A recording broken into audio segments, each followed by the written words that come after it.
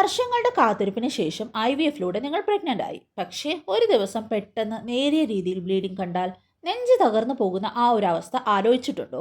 IVF പ്രഗ്നൻസിയിൽ bleeding കണ്ടാൽ കുഞ്ഞ് നഷ്ടപ്പെടുമോ? അതോ ഇത് നോർമലാണോ? പേടിക്കേണ്ട, ഭയന്നിട്ട് കാര്യവുമില്ല.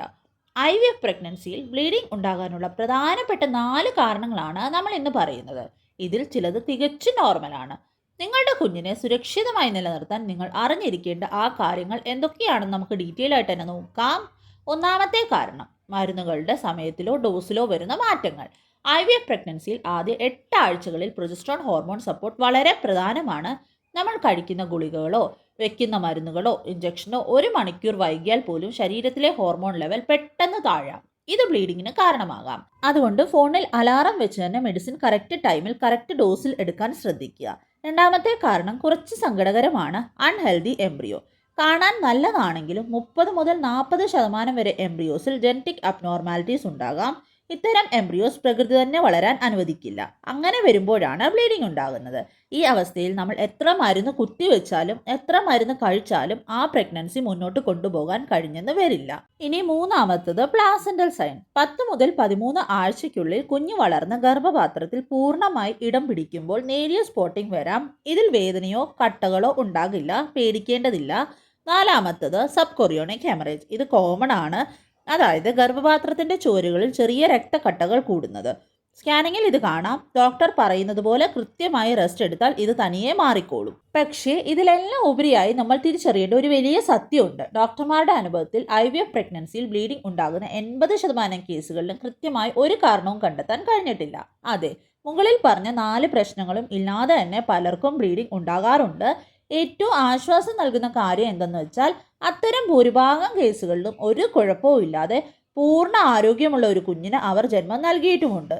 അതുകൊണ്ട് ബ്ലീഡിംഗ് കണ്ടയുടൻ ഗർഭം അലസിപ്പോയി എന്ന് കരുതി ആരും നെഞ്ചുരുകി കരയരുത്.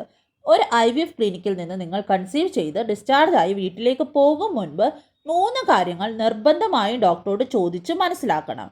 ആദ്യത്തേതാണ്, പെട്ടെന്നൊരു ബ്ലീഡിംഗ് ഉണ്ടായാൽ വീട്ടിൽ വെച്ച് ചെയ്യാവുന്ന പ്രാഥമിക ശുശ്രൂഷകൾ എന്തൊക്കെയാണ്. രണ്ടാമത്തേതാണ്, അങ്ങനെ ഒരു എമർജൻസി വന്നാൽ 24 മണിക്കൂറും വിളിക്കാൻ സാധിക്കുന്ന ഹോസ്പിറ്റലിലെ കോൺടാക്ട് പോയിന്റ് ഏതാണ്.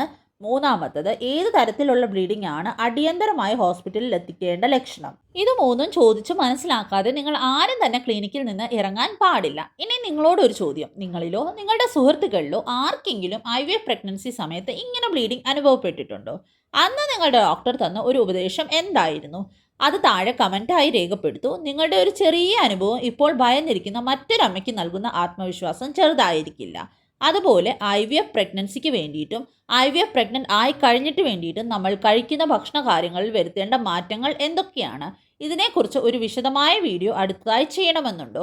ഉണ്ടെങ്കിൽ താഴെ ഡയറ്റ് എന്ന് കമൻറ്റ് ചെയ്യുക. നിങ്ങളുടെ താല്പര്യം അനുസരിച്ച് അടുത്ത വീഡിയോ എത്രയും വേഗം തന്നെ ചെയ്യുന്നതായിരിക്കും. കൂടാതെ നിങ്ങളുടെ ഈ മനോഹരമായ യാത്രയിൽ നിങ്ങൾക്ക് എന്തെങ്കിലും പേഴ്സണൽ സപ്പോർട്ട് ആവശ്യമുണ്ടെങ്കിലോ അല്ലെങ്കിൽ വ്യക്തിപരമായി നിങ്ങളുടെ സംശയങ്ങൾ കൃത്യമായി ചോദിച്ച് മനസ്സിലാക്കണമെന്നുണ്ടെങ്കിലോ നിങ്ങൾക്ക് എന്നെ നേരിട്ട് ബന്ധപ്പെടാൻ എൻ്റെ വാട്സപ്പ് നമ്പർ ലഭ്യമാണ്. ഈ വാട്സപ്പ് നമ്പർ എങ്ങനെയാണ് എടുക്കേണ്ടതെന്ന് ഞാൻ ഇപ്പോൾ തന്നെ സ്ക്രീനിൽ കാണിക്കാം. ഇത് നോക്കി നിങ്ങൾക്ക് എന്നെ വാട്സപ്പിൽ മെസ്സേജ് ചെയ്യാവുന്നതാണ്. അപ്പോൾ അടുത്തൊരു ഇൻഫോർമേറ്റീവ് വീഡിയോയുമായിട്ട് നമുക്ക് ഉടനെ തന്നെ കാണാം. Stay healthy, stay positive. God bless you all.